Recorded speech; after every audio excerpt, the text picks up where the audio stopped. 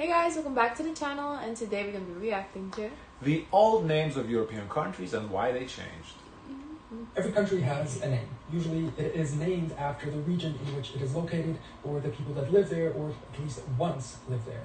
But languages change and people move around, and because of that, the names of countries or regions do too. Correlating. There are hundreds, if not thousands, of examples of this throughout the world. But in this video, I want to focus on Europe and take a look at 6 or 7 regions/countries that used to be known by different names than the ones we know them by today, and understand why that changed. Now, before I tell you the 7 that we're going to look at, I need to preface it by explaining that they fit into different categories. Most countries that we have today are recent, and while they have long histories throughout which they have different names, the title of the video may be a little misleading in that regard. These aren't necessarily countries that existed continuously throughout all of history, and at one point thought, let's change our name. Those exist too, like Burma becoming Myanmar, or Dahomey becoming Benin. But in this video, we're focusing more on the historical predecessors of European countries in their... Oh, I thought it was going to be why, like, Czech Republic changed the name to Czechia, or Turkey changed to Turkey.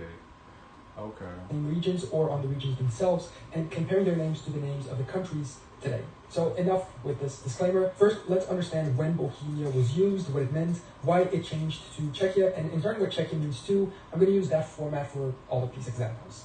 The name Bohemia traces back to the Celtic tribe of the Boii, who inhabited the region during antiquity. The Romans adopted this name as Boiohaimum, meaning the home of the Boii.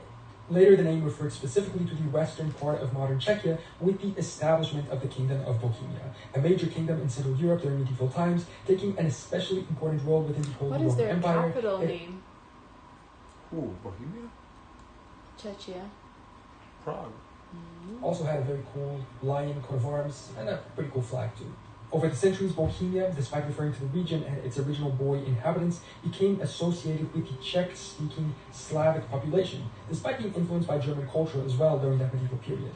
Bohemia then became a part of the Habsburg and Austro-Hungarian Empire, but they had also expanded their influence over the east, incorporating the regions of Moravia and Silesia, and so a more united identity began to exist between these 3 regions, uniting around the Czech nationality. The transition to Czechia is therefore rooted in the desire for a unified name representing all the historical lands of the Czech people, Bohemia, Moravia, and Silesia. The term Czechia first appeared in Latin during the 16th century and became popular in scholarly and literary works by the 17th and 18th centuries. However, it wasn't widely adopted in English until the 19th century. After the collapse of Austria-Hungary, Czechoslovakia was born, uniting Bohemia, Moravia, Silesia, but also Slovakia. And so after the dissolution of Czechoslovakia in 1993, Czechia was reintroduced as a shorthand for the Czech Republic, which united the original 3 regions, although the name gained official recognition only in 2016 to harmonize with international naming conventions. And so what was once Bohemia became Czechia with the addition of Moravia and Silesia. And they chose this name due to the development over time of a united Czech nationality. Now, a lot of these old names came from Latin or some other old European language that was spoken by the native tribes at the time. And while it is very difficult for us to learn those languages today, it is much easier to learn a modern language, especially with the help of today's sponsor, LingoPie. The best part of attention as you I don't know if that's my favorite part. Next, how Romania used to be called Dacia. They actually still have a car brand that uses this name, and it comes from Romania. Dacia refers to the land inhabited by the Dacians, so it's a similar origin to Bohemia. That's a nice brand name, though, kind of like after the region you're from. That's a good marketing. Or a Thracian tribe in present-day Romania. From the Dacian region, you gotta drive the Dacia. Moldova, mentioned by Herodotus and other ancient historians. Thracia or Thrace is actually an older place name. This area is now part of Turkey, Bulgaria, Greece. It's also named after the Thrace tribe. Herodotus is quoted as having written, "The Dacians are the most law-abiding and bravest of the Thracians. They believe they are immortal, forever living on the following sense. They think they do not die, and that the one who dies joins Zalmoxis, a divine being." While Dacians may have believed in eternal life, the name for their region didn't last forever. The Romans conquered Dacia in the year 106 under Emperor Trajan, incorporating it into the Roman Empire. Latin heavily influenced the region's culture and language during this time. It's why Romania has the name that it does today, and why its language is essentially a Roman. It's a similar explanation to what you saw in the other video about Romania's origin. And Latin language, differing from the other Slavic languages of the countries around it. The name Romania officially emerged during the 19th century as a symbol of unity and desire for independence during the National Awakening. They began using it in reference to their ancestors that had migrated there. It is said that the Romans massacred about 2/3 of the Dacians and replaced the population with their own migrants that came from Italy, almost replacing the region's entire population and thus justifying the future name change too. It became formalized with the unification of the principalities of Moldavia and Wallachia in 1859, and later with the inclusion of Transylvania after World War I. Then the path from Livonia to Latvia and Estonia. The name Livonia, again, originates from the Livs, a Finnic tribe that lived along the Gulf of Riga.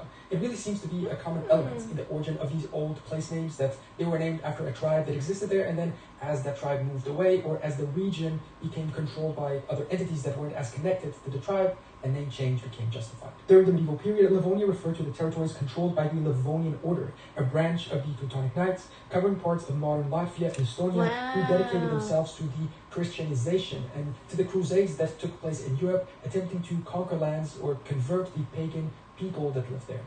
Kendall, come here. Wait, no. She's mine. I just want you for more than fee, right? Its formal name was actually Terra Mariana, which I guess we can also consider an old abandoned name for the region, named as Land of Lady Mary due to the religious nature of the Livonian order. The transition to Latvia... I know Livonia. I remember Livonia. That Terra Mariana, whatever he said. Yeah, Terra Mariana. I've never heard that term before. It began around the 19th century, also at a time of a national awakening, when the people of what is today Latvia wanted to be independent once again. It derives from another tribe, the Latgalians. They are one of the 4 Baltic tribes forming the modern Latvian people, along with the Kuronians, Salonians, and Semigalians, chosen instead of these due to their prominence and higher influence when compared to the other 3. After World War I, the Republic of Latvia was established and broke away from the Russian Empire, and so this name was adopted instead of the old Livonia. Caledonia is, like I mentioned, a similar case for Scotland, but some key differences also exist. Caledonia was the Roman name for the land north of their province Britannia, corresponding to modern Scotland. The term likely derives from the Caledonia tribe and the Latin root caledo, meaning hard or rocky, reflecting the rugged terrain. The shift to Scotland comes from another Latin term, Scotia, which interestingly was actually initially used to describe the Gaelic-speaking regions of Ireland, and later the Scots who migrated to Caledonia. By the Middle Ages, Scotland was firmly established as the name of the Northern Kingdom. What about the etymological Nova connection Scotia? That's what I was thinking. Nova Scotia when I saw this. I don't know. highlights the integration of Scotland. Gaelic culture with Kind of.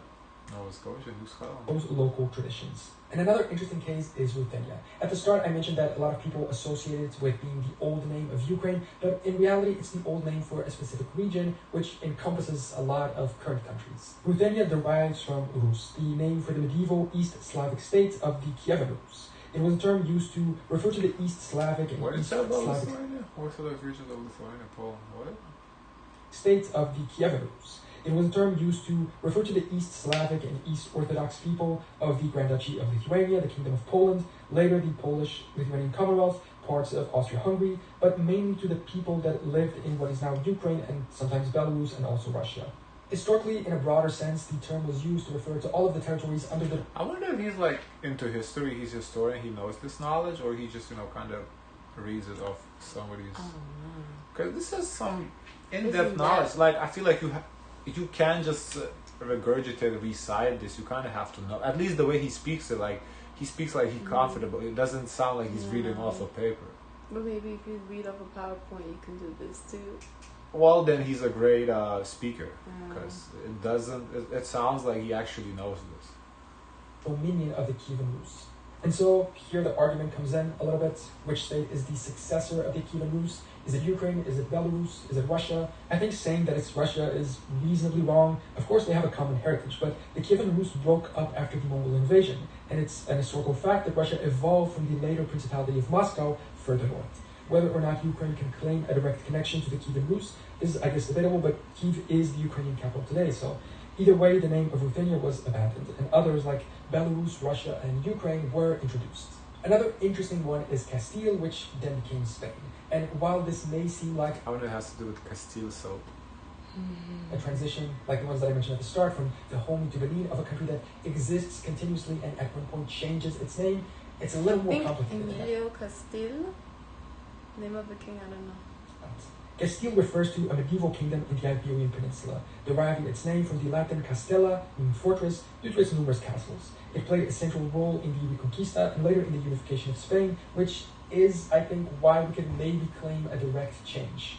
The dynastic union of Castile and Aragon in 1469, when You're right, Isabella I of Castile.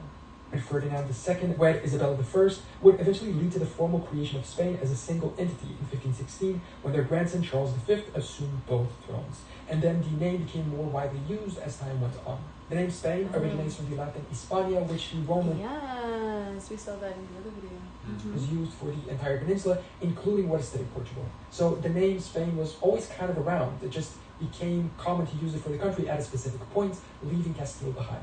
And finally, the region of Illyria, or as you may know it today, Croatia, although again the region Every encompassed time other... I see Spain, I think of the rap line. I live in Spain, Spain and with the S is silent. yeah.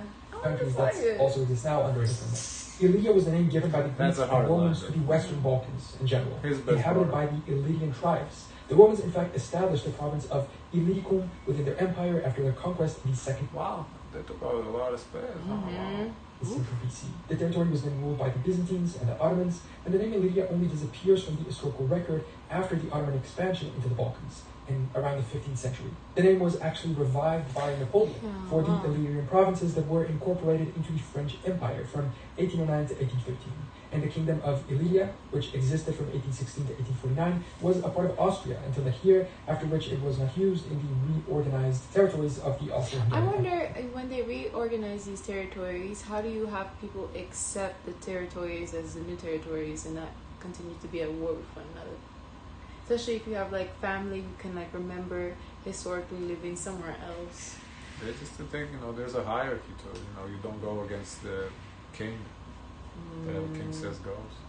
The transition to Croatia would go on to become Yugoslavia. By the 9th century, the region was already recognized as the Duchy of Croatia and later the Kingdom of Croatia, marking its distinct Slavic identity. And it is true that Illyria occupied other parts of the West Balkans, namely parts of Bosnia and Herzegovina, even Montenegro, parts of Albania or Kosovo. So perhaps here we have a similar situation to Ruthenia. Illyria was the name of a region which encompassed a territory that now belongs to several different countries, but regardless of that fact, it is an old name that was used for a region, even a kingdom, and then was completely abandoned and replaced by other ones that we know today. So, those are some of Europe's old country or region names and why they changed.